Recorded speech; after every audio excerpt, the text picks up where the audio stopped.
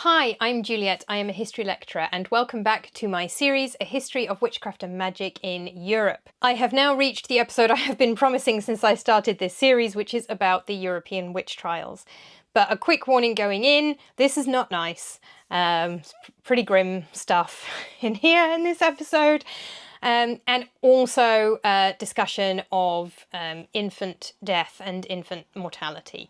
So if that's something that you do not feel like you want to watch today, then, click away. There is no sugarcoating that a lot of this stuff is pretty nasty and involves talking about the tragedies that befell people that led them to accuse people of being witches in the first place. In this episode, I am talking about the European witch hunts of the early modern period. We are talking basically about the 16th and 17th centuries, and a tiny bit of the 18th. I'm not talking about Salem. A lot of historians do talk about Salem alongside the European witch trials, because of course the people living in Salem were European immigrants. So it does make sense to do so, but I'm going to do a video on Salem at some point by itself. It has clear similarities with the European witch trials, but it also has elements that are its own thing.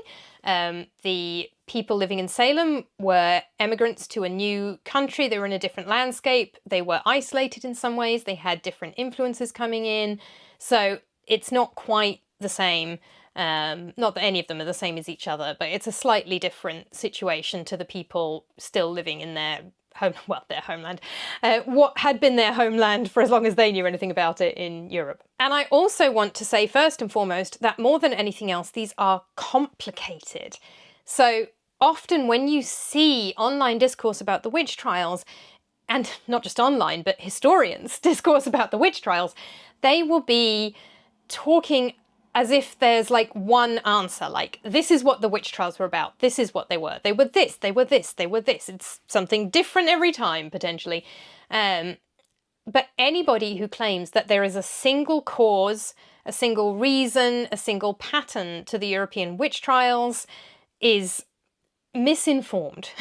I think usually they're not lying. I think they do genuinely believe that whichever one they've picked on is the reason, but we are talking about 2 or 3 centuries of history across a wide geographical area in many different countries and states, and different religions, or rather Christianity, but different denominations of Christianity. Anybody who claims there is a single answer to what's going on with the witch trials is just not looking at the full picture. And with that in mind, the first thing I'm going to do is start with some statistics so that we know what we're talking about when we talk about the European witch hunts or the European witch craze or witch trials.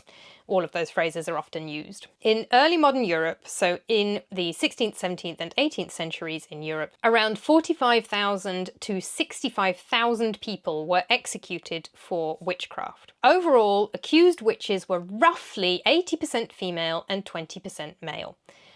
As I said, it's not the same everywhere, and there are big regional variations here. In Finland, it was roughly 50-50 male-female.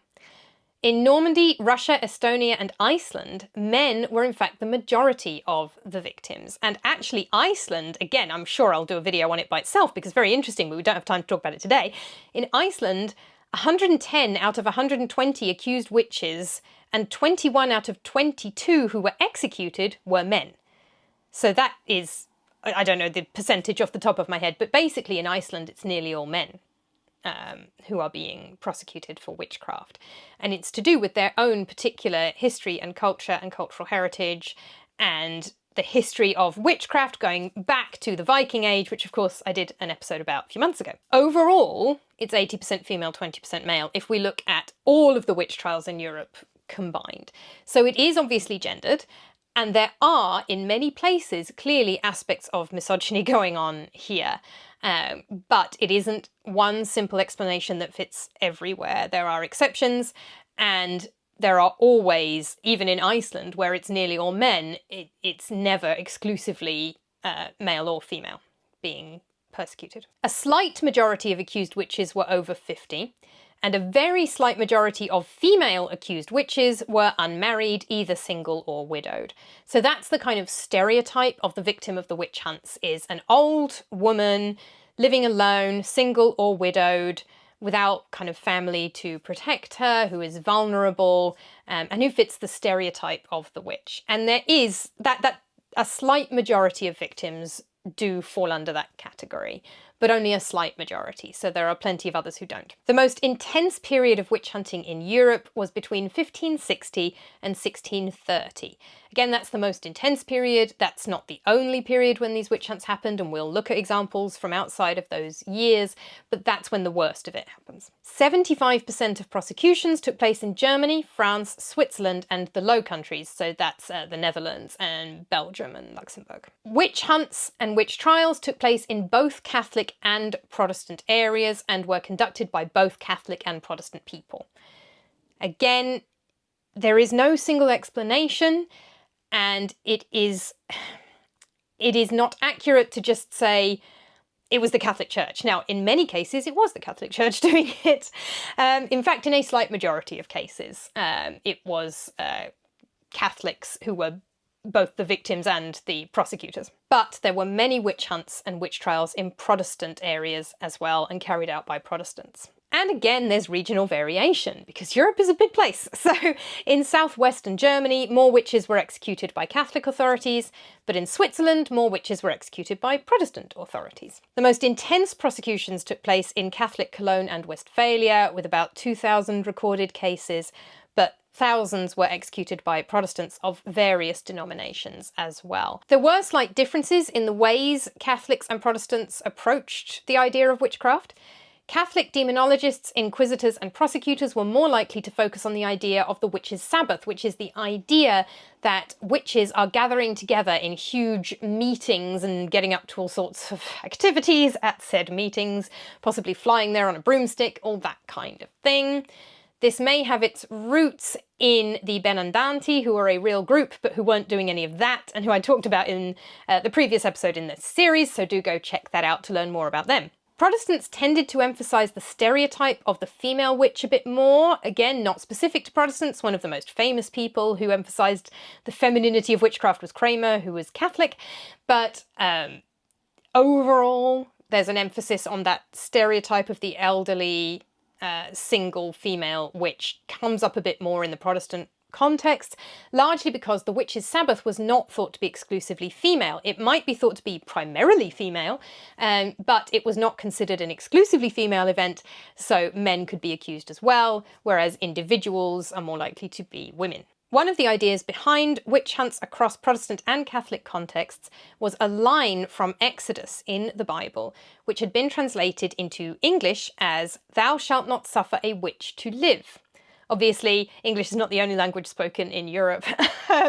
This was one factor among many. The King James Version, and we're going to talk about King James some more, the King James Version, which is the English translation of the Bible, translated it that way.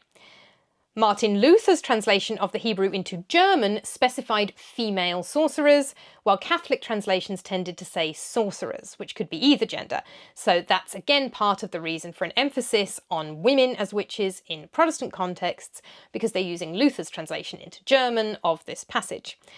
But this passage was behind a lot of it. The idea that the Bible said you must not allow a witch to live. As I mentioned, there is no single explanation for what's going on that covers all the trials, but there are some recurring themes that help to explain why this was such a terrible problem and led to so many deaths across Europe in this very specific period of time. There's a few contributing factors, and the biggest are probably, number one, and for me I think the most significant, the increasing use of torture in legal cases. In this period, for reasons we'll get into shortly, torture was being used as part of the prosecution of trying to extract confessions from people and then being presented as evidence in the courts. You combine that with the idea of the witch's Sabbath, and what you get is somebody who's accused of witchcraft, who is then tortured. They then confess under torture because they just want to make the torture stop, and we talked about this previous episode, that people who are being tortured will say whatever they think the torturers want to hear. So these people would say what the torturers wanted to hear. They would confess to witchcraft and to all sorts of things that we have no evidence for anybody actually doing, including sleeping with the devil and Sabbaths and so on. Because an element of this was the Sabbath, they would then name a bunch of other people that they had been meeting with. So then those people would be arrested and tortured. They would name more people, and they would name more people, and so on and so forth.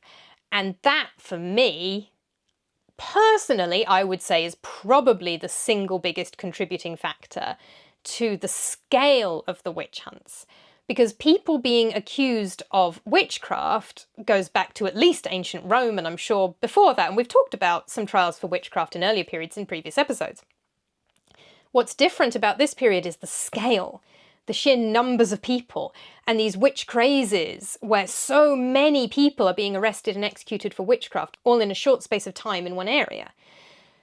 And to me, the use of torture seems like the biggest contributing factor to that, along with the idea of the witches' Sabbath, or in areas where that wasn't emphasised, just the idea that witches work together.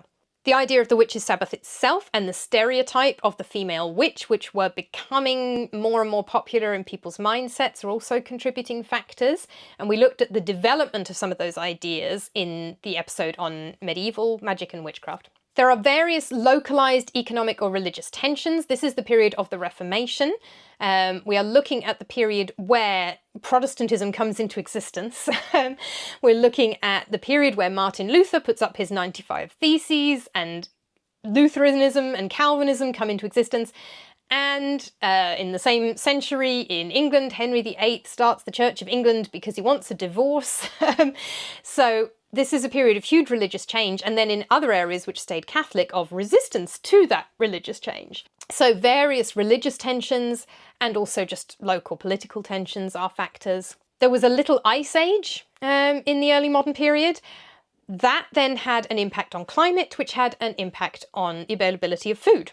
So we had chronic famine, especially during years where the climate was especially badly affected by the little ice age, and overpopulation at the same time, leading to an unprecedented rise in prices and a decline in real wages. And this is another theme we see throughout history, that whatever people say they're rioting for or persecuting witches or whatever it is they're doing, ultimately at the bottom of it is quite often low wages, not much money, not enough to eat, just people struggling to survive.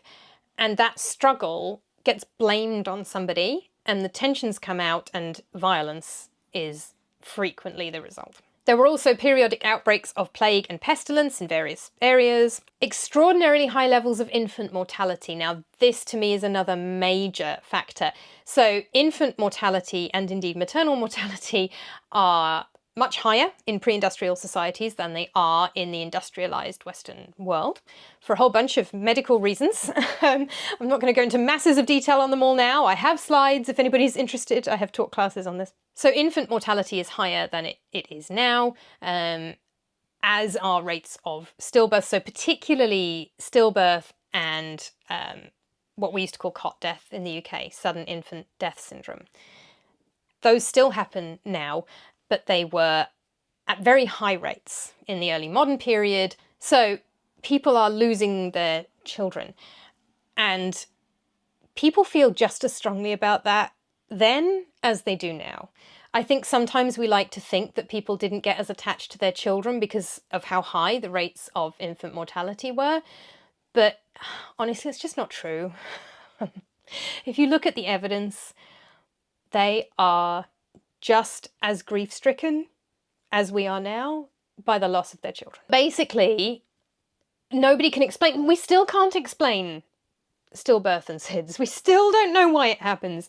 They certainly didn't know in the early modern period, so they're looking for someone to blame. And it's also where stories about changelings and so on come from, as well as trying to understand the deaths of these babies for no apparent reason, perfectly healthy babies. So when you've got very high levels of infant mortality and an idea that a witch might be able to curse somebody, you get accusations of witchcraft. And of course, cunning folk sometimes overlapped with midwives, which made them especially vulnerable. If they are the village midwife and they are also known as a cunning person, which we saw in the previous episode, it's not an exact match, but there is overlap there, then of course you're very vulnerable to accusations when someone's lost a child. And there's yet more contributing factors: the migration of the poor from the countryside to the town, leading to social and economic upheaval, and social tensions due to widespread domestic and international warfare. So I'm not going to list all the wars that happened in Europe in the early modern period, but basically there's a lot of war.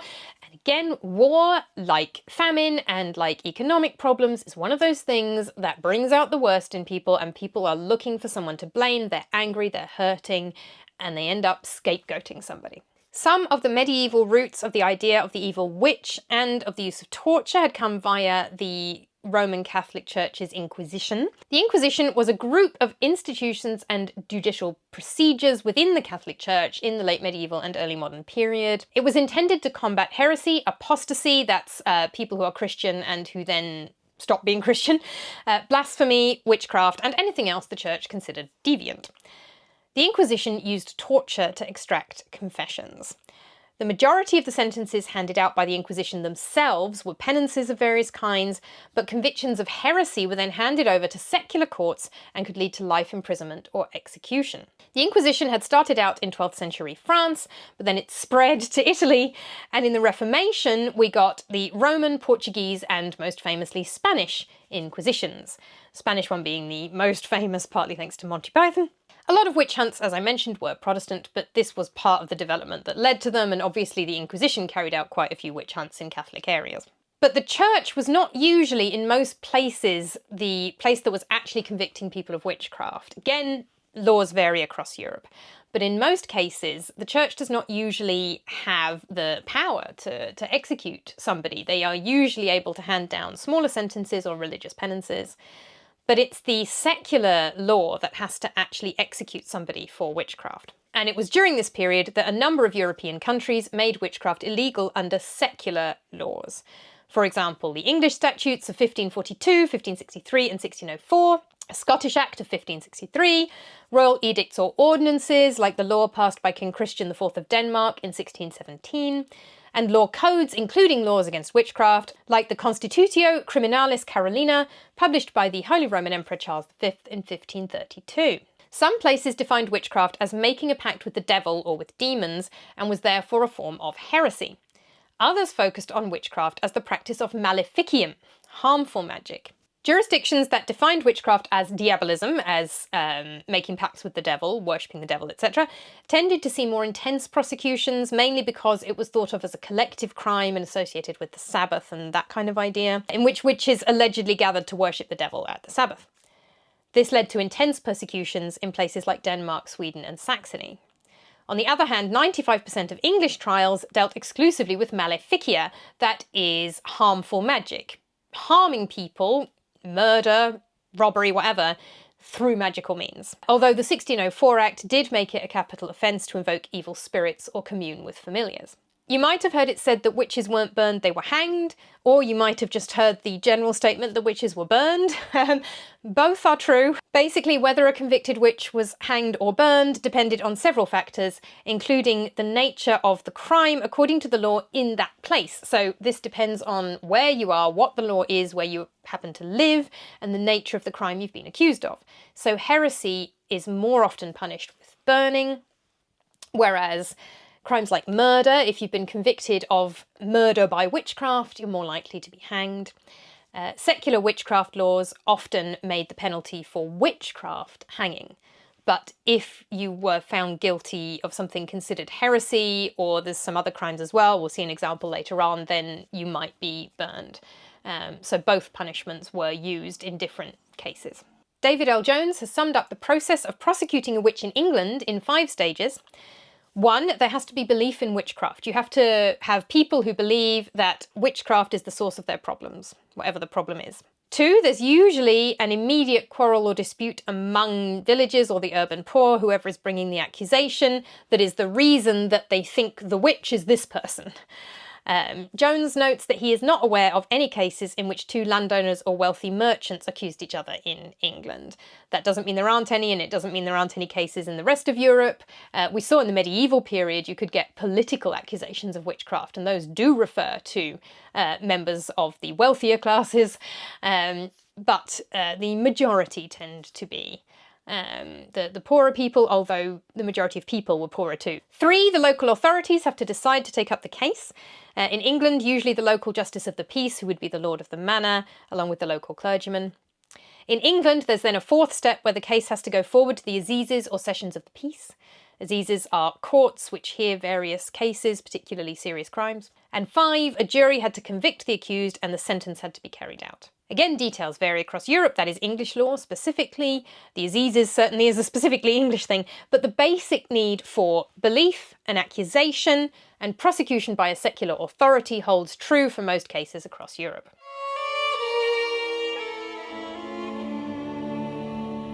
Another major contributing factor in the rise in witchcraft trials I haven't talked about yet is the development of the scholarly study, I don't know if that's the right word, but the area of study that is demonology. In particular, demonological treatises written by demonologists who are all male. This is because these are university-educated men, and universities were only open to men. So you can't be a demonologist of this type if you are a woman. You might be able to read and write if you are a wealthy woman. Plenty of women could read and write, but they couldn't go to university. So this kind of very learned, studious treatise about the nature of demonology and the witch's sabbath and so on is exclusive to men. Through these demonological treatises, a set of ideas developed around the concept of a female or feminized witch who would fly on a broomstick to a witch's sabbath, make a pact with the devil, possibly have relations with the devil and or demons, and so on. One particularly infamous treatise, and one of the earlier ones, was Heinrich Kramer's Malleus Maleficarum, published in 1486. Kramer was a Dominican theologian and an inquisitor who worked with a partner from the University of Cologne, and Kramer particularly implied witchcraft to be a feminine weakness, not exclusively female, because of course you can be a man who is considered feminine, a man who is considered not to be masculine by whatever early modern Europe thinks masculinity is, and to be a effeminate person. So it doesn't make it exclusive to women, but it makes it thought of as a feminine thing, which obviously does help account for that 80% women, 20% men split, that a lot of the time the people accused of witchcraft are either women or men considered to be effeminate in some way. Kramer argued that the devil needed witches to perform their destructive work, and that witchcraft was practiced mainly by women whose intellectual feebleness, moral weakness, and proclivity to sexual passion led them to become witches. So Kramer is one of the major people responsible for the idea that witchcraft is not only effeminate, but that witches are having relations with evil things, and that they are lustful, and that they are only after one thing, basically. And that's just one of many demonological treatises published over this period. Just to highlight a few other of the major ones, this is not an exhaustive list. Peter Binsfeld, who led a witch hunt in Trier, wrote De Confessionibus Maleficorum et Sagarum on the confessions of warlocks and witches, published 1589. He claimed that even if confessions were produced by torture, they should still be believed. Obviously, that demonstrates that even in the 16th century, there were people saying you cannot trust a confession produced under torture, but there were many others who argued against that. Nicolas Rémy, Procureur Général for Lorraine, wrote Demonolatry, 1595, affirming the idea of the witch's mark. This is the idea that you can identify a witch because the devil has left his mark on her body somewhere, and the idea of the flight to the Sabbath, potentially on a broomstick. He argued that although witches can have relations together, they will not enjoy it and they cannot have children. Very famously, King James VI of Scotland and I of England, that's the same person, he was James VI of Scotland, and then when Elizabeth I died, he became James I of England. He was a Calvinist, and he led one of the biggest witch hunts in Scottish history in 1590 because he was afraid that a coven of witches led by the Earl of Bothwell were conspiring against him to murder him. There was another major Scottish witch hunt in the mid-1590s, after which he wrote his famous treatise on witch hunting, Demonology, or Demonology, in 1597. This was a direct response to sceptical witchcraft treatises written by Johann Weyer and Reginald Scott in 1563 and 84, which we'll come to in a bit. And there were many more witches arrested and executed in Scotland than in England, and exponentially more than in Wales or Ireland, where it was very small numbers. And we have to assume that this is the biggest reason for that, that one of the most famous demonologists and witch hunters is the King of Scotland and later England, James VI and I. He was quite keen, especially in later years, to be quite careful to check the evidence. There were people brought in front of him, like Anne Gunter, who he said, no, this isn't true. She's not telling the truth. She's not a witch. He wasn't just kind of going for anybody that had any sniff of witchcraft around them.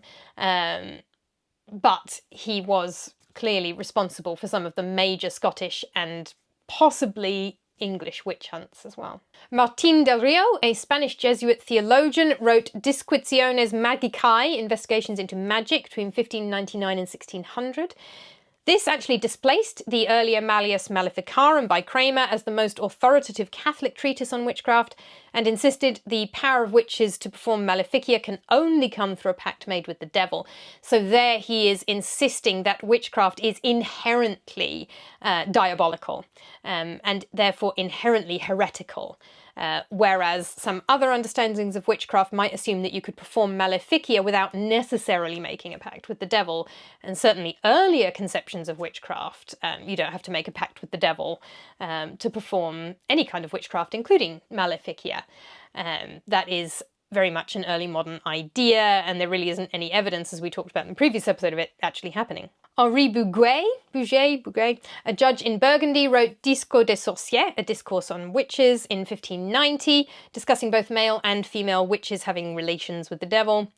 And Pierre de Langres, a French magistrate, was commissioned by the French King Henry IV, in 1606 to investigate witchcraft in the Basque-speaking southwestern French province of Labour. This resulted in the execution of 80 people, as well as a large witch hunt in the nearby Basque region. In 1612, he published Description of the Inconstancy of Bad Angels and Demons to convince the public of the danger presented by witchcraft and to show how the law could fight it. So that's not an exhaustive list of demonological treatises, but some of the most famous and well-known, and some of the most influential. I mentioned that I think the biggest contributing factor to the scale of these witch hunts is the use of torture. And this had become increasingly used during the early modern period as a kind of development out of the medieval ordeal, but it was a bit different from the ordeal. So the idea behind the medieval ordeal was that an accused person who would not confess to a crime and who could not be proved guilty could undergo an ordeal to get God to prove their innocence. So this is the nature of medieval law and the medieval prosecution of crime, that you can find somebody guilty if you can prove it, obviously, but they don't have as many ways to prove it as we do now. No DNA testing or security cameras. If they confess, or they can prove their innocence by the trial by ordeal, and if they fail the trial by ordeal, then they're guilty. For example, they could carry a hot iron a certain distance and then show after their hand was bandaged for a few days that God had miraculously healed their flesh. Or they could put their arm into hot water and in a similar fashion reveal a healed limb after bandaging. Or they could be thrown into a body of cold water and would be considered innocent only if they sank to the bottom.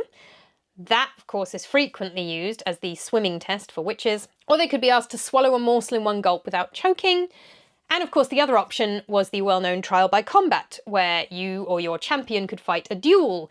And if you won, then you were let go and you were innocent, and if you lost, then you were guilty. By the 16th century, European courts of law were requiring either a confession or proof. They were not using these trials by ordeal or by combat. Now, you'd think that would be a good thing, that they're asking for proof that someone has committed a crime to find them guilty, but the problem is that other option, confession, and proof, as I said, is hard to come by in this period. It is not as easy. I mean, it's not easy now, but it's even harder back then to get proof of somebody's guilt. So they go for confessions, and that's where the torture comes in. You torture people to get them to confess, and as we've talked about before, if you torture somebody, they are likely to confess to something they have not done to get the torture to stop. So that's what leads to this rise in torture, and the ducking stool also comes out of the medieval ordeal, or the swimming test comes out of the medieval ordeal. The ducking stool itself had been used as a non-lethal punishment for female scolds. And punishments for women who talk too much is a whole nother topic in itself and is a horrifying glimpse into the medieval mindset. But this was one of them, the ducking stool, and for dishonest tradesmen, where you would be ducked in the water and then brought out again. So it's not meant to be lethal, it's just unpleasant and humiliating. But that got combined with the swimming test into this test for witches, which some people started to use, not everybody. James the Sixth and First had to defend his kind of interest in it, and he thought the use of it was okay. He thought it was a good test for witches, as well as looking for the witch's mark, but he had to defend that because not everybody agreed. Looking for the witch's mark is of course another way to try and determine somebody's guilt, although the process of looking for it could be pretty unpleasant as well. It is slightly heartening to know that there were, alongside all these demonological treatises about witches, treatises against witch hunting. Most of them did not argue against the idea of witchcraft and magic in general, and witchcraft and magic had been around as long as we know of human history and is still around, and they weren't necessarily saying that witches didn't exist, but arguing against witch hunting, and especially against these mass witch hunts. Others did in fact argue against the idea of witchcraft in general, particularly as we're coming into the 17th and 18th centuries and the beginning of the Enlightenment, and people are starting to look for scientific methods and testing and proofs for things. Again, just to pick on a few major ones, it's not a complete list. Johann Jakob, a Dutch-German evangelical Protestant, wrote De Praestigis Daemonem in 1563, and in that text he argued that the pact with the devil was illusory, it was imaginary, and that the women who confessed to being witches were suffering from melancholy. Melancholy is the way depression is usually described in earlier medical and philosophical texts. So obviously they didn't kind of define it in exactly the same way we would define the mental illness that is depression, but essentially melancholia or melancholy, if you look back at these texts, they are describing depression. So Vaya is arguing that the confessions are not true, and that the women who are confessing to all these Sabbaths and pacts with the devil and whatever else are suffering from mental illness, basically. He's using early modern language to say that. Reginald Scott, an English Calvinist, wrote The Discovery of Witchcraft in 1584. In this text, he ridiculed Kramer's Malleus Maleficarum. He identified poor women who begged for charity as the most likely to be accused. That probably reflects particularly his experience in England. He argues there was no biblical foundation to the belief in witchcraft at all, and he said it was idolatrous to attribute power to witches. So that is an argument against witchcraft itself, where he's saying that only God has this kind of power, and basically you're the ones who are blaspheming if you're saying that anybody other than God has that power. Witches don't have that kind of power. He also used philosophy and science to establish that the deeds confessed by witches were impossible. So things like flying on a broomstick. He says, this is scientifically impossible. It's obviously not true. It's obviously not happening, and therefore we should not be executing people for it. An interesting example of a text that doesn't deny the reality of witchcraft, but that does speak out against some of the more extreme prosecutions, is that written by Alonso de Salazar Frias. He was a canon lawyer in the service of the Spanish Inquisition, so Catholic. He was sent to investigate the biggest witch hunt in Spanish history, which took place in the Basque Country between 1609 and 1614. He interrogated those who had confessed, who were mostly children, and he concluded that there was no foundation to their confessions. Again, the possibility of children confessing to something that isn't true, this is something that happens, and that comes all the way through to the satanic panics of the 80s and 90s, where we see children genuinely believing things have happened that haven't happened. So Frias does not deny the possibility of the crime of witchcraft or the existence of the devil. He is a Catholic inquisitor, so he does not deny that those things can happen, unlike Vaya or Scott. But he denied the truth of the confessions themselves. His final report made recommendations regarding the prosecution of witches that virtually ended executions for witchcraft by the Spanish Inquisition. So he's not arguing against the idea behind it, but he does argue against the process and the reality of what's happening on the ground, which has the same effect of stopping the trials. And that's just a sample. There were other treatises with more unusual views, like Thomas Hobbes, who lived 1588 to 1679, an English philosopher who believed God himself is corporeal, and Baruch Spinoza, a Dutch Jewish philosopher who denied the existence of the devil altogether. Those are slightly more fringe views, and there's others as well. So again, like the demonological treatises, there are quite a few of these around, and those are some of the best known ones.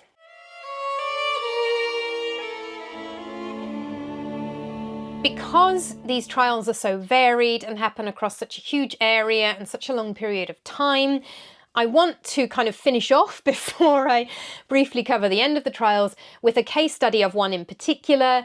It can't be representative of all of them, but it is fairly representative of quite a lot of them, just to kind of do a bit more of a dive into how one of these trials functioned and what happened, as a sort of example of the sort of thing that's happening across Europe in this period. The one I've chosen to focus on is the witch hunt that happened in East Anglia in England between 1645 and 1647, partly because quite a few elements of this case recur across the witch trials across Europe, so it's quite a good kind of example case study of the trials in general, and also because it's English, and that means the source material is in the language I can read, which also helps. This was the largest witch hunt in English history. England did not have as many witch trials as some other countries. It did not have as many as Scotland, but it did have more than, say, Wales or Ireland, which had very, very few. Ireland had like one major witch hunt. Wales, a few isolated cases. England only had one or two kind of major witch hunts with a lot of victims all at once. A lot of English trials were more individual cases that were more spread out. And England did not talk about the witches' Sabbath so much, which is of course why that's the case. So this one was quite notable. This witch hunt took place 1645 to 47. The English Civil War took place 1642 to 46. This is actually technically the third English Civil War after the Anarchy and the Wars of the Roses. It's part of a wider set of Wars of the Three Kingdoms between England, Scotland and Ireland. This particular war was fought between King Charles I and his royalists or cavaliers, and Oliver Cromwell and his parliamentarians. By the time Charles I's father, James VI of Scotland, became James I of England in 1603, although Scotland and England both had parliaments, the king had tended to have a bit more power in Scotland, which resulted in frequent conflict between first James and then his son Charles over how much power belonged to the king by the divine right of kings and how much belonged to Parliament. And also, although James was, as I mentioned earlier, Calvinist, Charles was Roman Catholic. So Charles and the Royalists are predominantly Catholic, and Oliver Cromwell and the parliamentarians are predominantly Protestant. Cromwell himself is Puritan. By the 1st of June 1642, things came to a head when the English Parliament sent King Charles 19 propositions demanding a larger share in the government of the kingdom, and the king rejected them and war broke out. So this is a civil war with a heavy religious element of conflict between Catholic and Protestant, as well as between king and parliament. Most of England is by this point Protestant, following the Church of England, which had been established by Henry VIII and made properly Protestant by his son Edward VI. East Anglia, especially Essex, is largely parliamentarian and has quite a large Puritan population. The witch hunt in East Anglia was carried out by Matthew Hopkins, the son of a Puritan minister, and John Sterne, who was another Puritan. Hopkins infamously called himself the Witchfinder General, not an official title, certainly not bestowed by the king or anybody official, but something that he apparently referred to himself by. The witch hunt had its roots in December 1644, when a man called John Rivet decided that his wife was bewitched and hired a cunning woman called Hovey, who confirmed that this was the case. Rivet then decided that the culprit was a woman called Elizabeth Clark, an old widow who lived nearby and who was also disabled. She had only one leg, so she is isolated from her community in many ways and probably reliant on the charity of others to a great extent. Rivet's accusation became known, and Matthew Hopkins, who lived near Clark at Manningtree in Essex, declared that he could hear Elizabeth Clark and other women gathering at regular assemblies in another home nearby. He said that he could hear them talking, and he decided that they were gathering to make pacts with the devil. And that's where this witch hunt starts. Elizabeth Clark was eventually hanged along with 13 other women and one who died on her way to execution. 9 women in that first kind of outbreak were tried and reprieved, but from there the whole thing snowballed.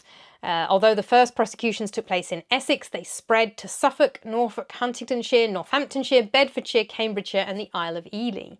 Hopkins and Stern were primarily responsible for most of this, but they were also invited to some places by local authorities and they were paid for their services. So we also have to lay some of the blame at the local authorities and other people paying them to do this. Hopkins was heavily influenced by James I's Demonology, that treatise written by the earlier king. Torture was theoretically illegal in England at that time, but Hopkins found ways around that. He used a combination of sleep deprivation and the swimming test, as well as manipulation, psychological manipulation, offering freedom if you shop in everybody else type of thing to get confessions. He also looked for the witch's mark, which could be a mole, a birthmark, or a third nipple.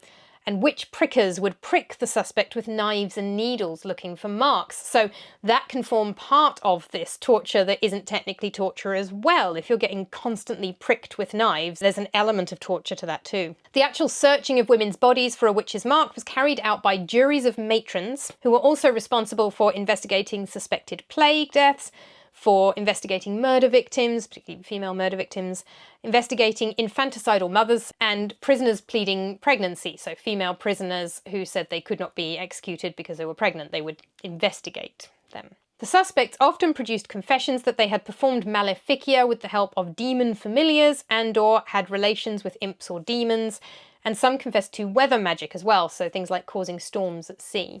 The exact numbers of people persecuted in this witch hunt is unknown. Probably about 300 women and men were interrogated, of whom more than 100 were put to death over the course of these couple of years. The majority of the victims were women, but some were men.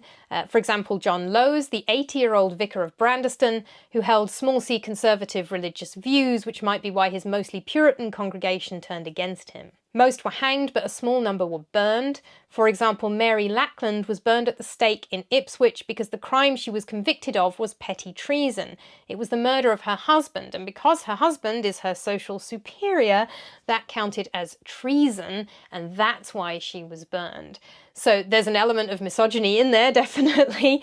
The idea that a woman is automatically socially inferior to a man is why she's convicted of treason and not of murder, and that's why she's burned and not hanged. She should in theory have been strangled before the fire was lit, but that wasn't always carried out. Alice Denham, who was executed alongside her, was hanged because that was the statutory penalty for witchcraft. Various pamphlets describe this witch craze, including Hopkins' own The Discovery of Witches, published in 1647. He actually published this to defend himself against those criticising his methods. And again, the main criticism is not so much the idea of witchcraft in general, but the methods he's using to extract confessions. This is the famous frontispiece, which shows 2 of his first victims, Elizabeth Clark and Rebecca West, confessing to the nature of their demon familiars, and it shows the demon familiars themselves, including the well-known Griseldegut. Hopkins died on the 12th of August 1647, probably of tuberculosis, probably not executed as a witch, although there is a legend that that was the case. The Civil War had ended by then, and with his death, so did this particular witch hunt. Stern died in 1670, criticised for the rest of his life, but not punished. And in that example, we can see so many of the themes of the European witch trials more broadly. We've got a majority of women being persecuted for witchcraft, executed for witchcraft, a smaller number of men. We've got the use of torture, in this case working around the laws against torture in England, but still essentially using torture. We've got people naming others. This case did involve the idea of the witches' Sabbath, unusual in England, but clearly present. There are other cases that mention the witches' Sabbath from the UK as well. It's not the only one. But the idea of the witches' Sabbath, and that people, when they are tortured, are naming other people in their confessions, which then has this snowball effect and leads to large numbers of people. You've got religious tensions, you've got the largely Puritan population. One of the victims is a Church of England Protestant vicar, but his religious views don't align with theirs. And the background of the Civil War between Catholic and Protestant, and also royalist and parliamentarian, and of course the Civil War leading to all the usual problems of war, the social and economic difficulties that come with any war, and especially a civil war. And all of those factors are coming in, as well as these two individuals, Matthew Hopkins and John Stern, but they are not solely responsible. If nobody had been willing to pay them, if the judges had not been willing to find people guilty, if people had not been willing to join their juries of women who were going to do the pricking and investigate the bodies, all of these other people are complicit. You can't just say it's because of Matthew Hopkins and John Stern, although they are leading it. Maybe they are the kind of thing that kickstarts it and the reason that it spreads so much, but there's other stuff going on as well. And so that case does represent quite a lot of the themes that we see throughout the witch trials in Europe, in one particular case study.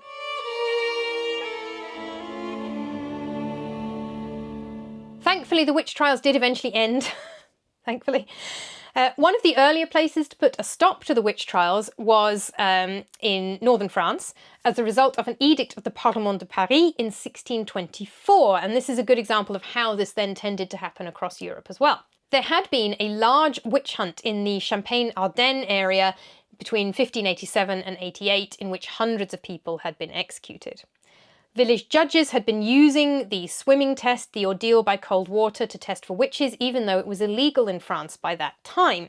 Local officials were also torturing suspects and summarily executing them. In 1604, the Parlement de Paris, the royal court, declared that from then on, all capital sentences for witchcraft had to be reviewed by the Parlement, and they published this as an edict in 1624. So 20 years later, the edict comes out, although they had already made the declaration in 1604. By the 1640s, the number of trials and appeals had massively declined. And across Europe, similar reductions in witch trials took place in several places.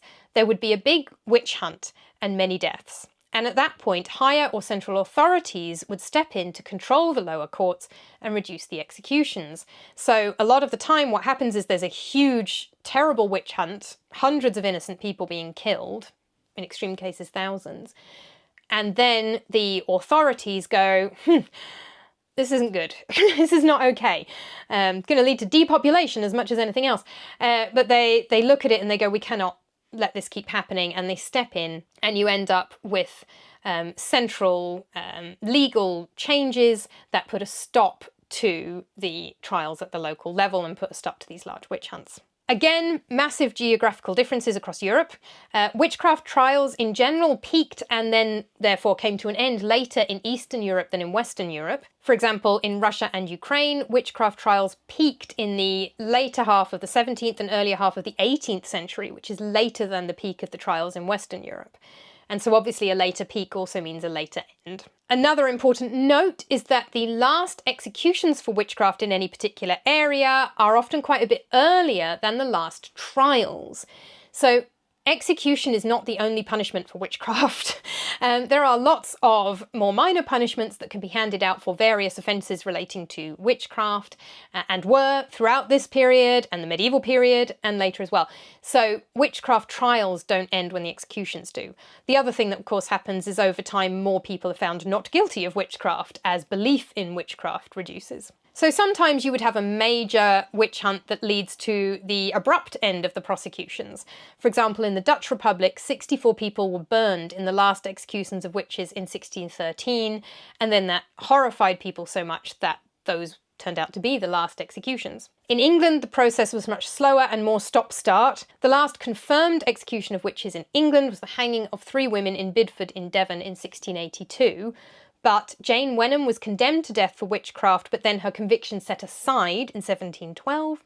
And a woman called Mary Hicks may have been executed for witchcraft in 1716, but the evidence isn't quite as good. We're not completely sure about that one. In Hungary, the prosecution of witches wound down following a series of decrees by Empress Maria Theresa in 1755 and 1756. We see in Eastern Europe, we've got a later peak and a later end.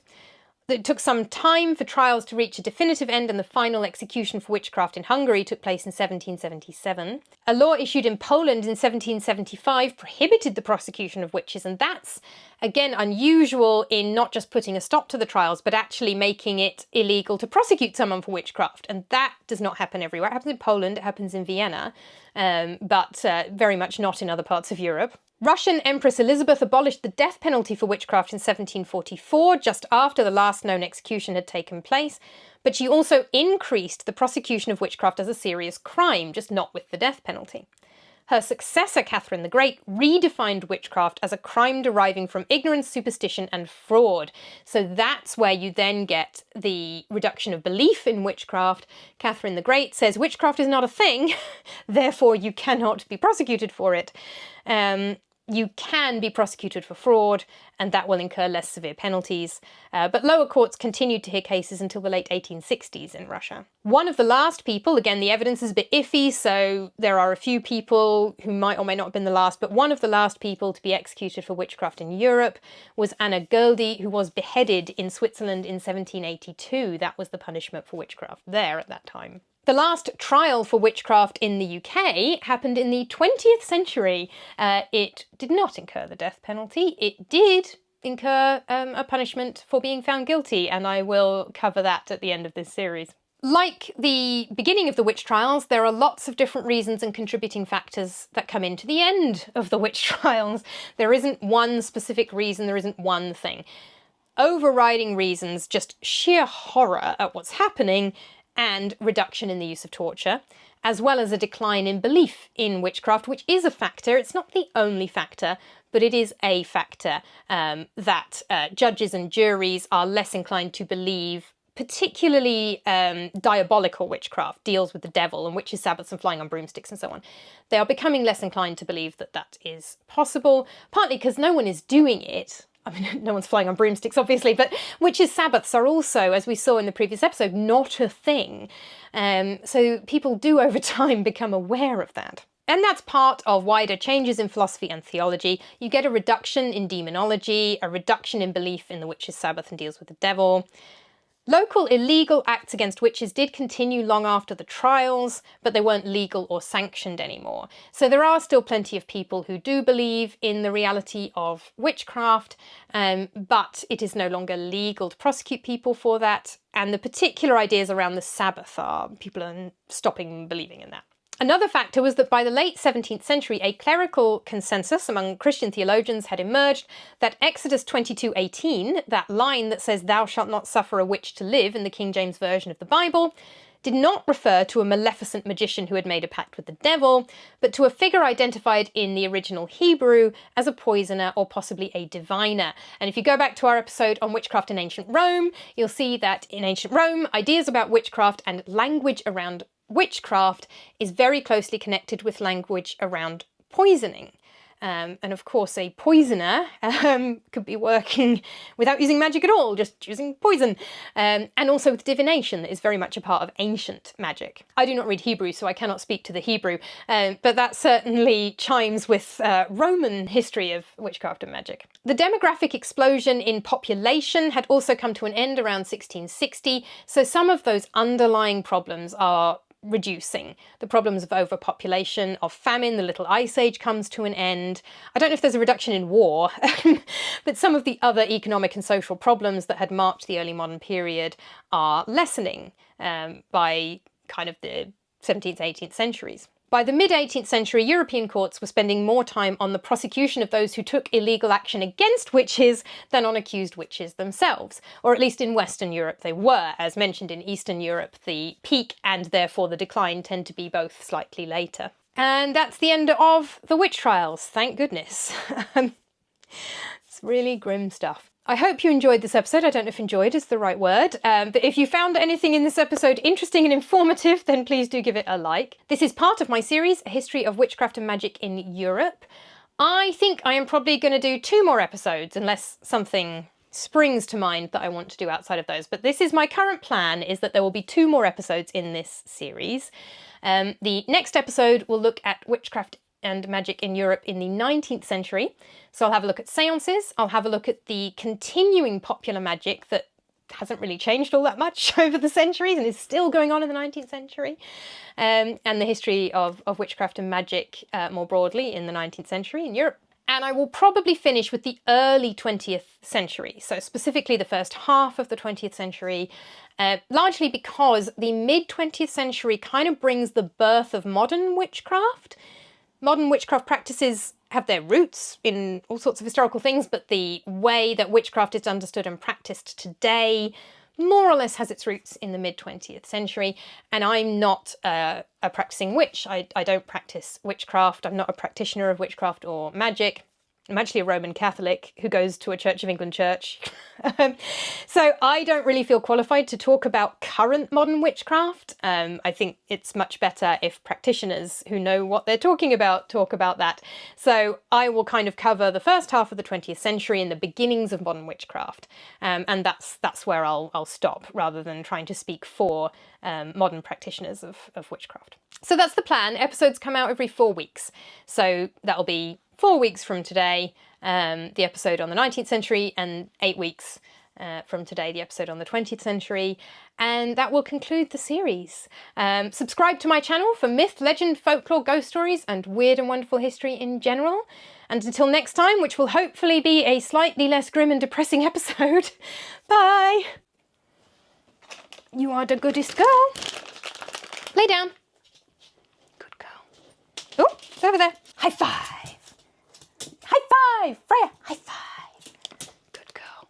There you go. High five. Good girl.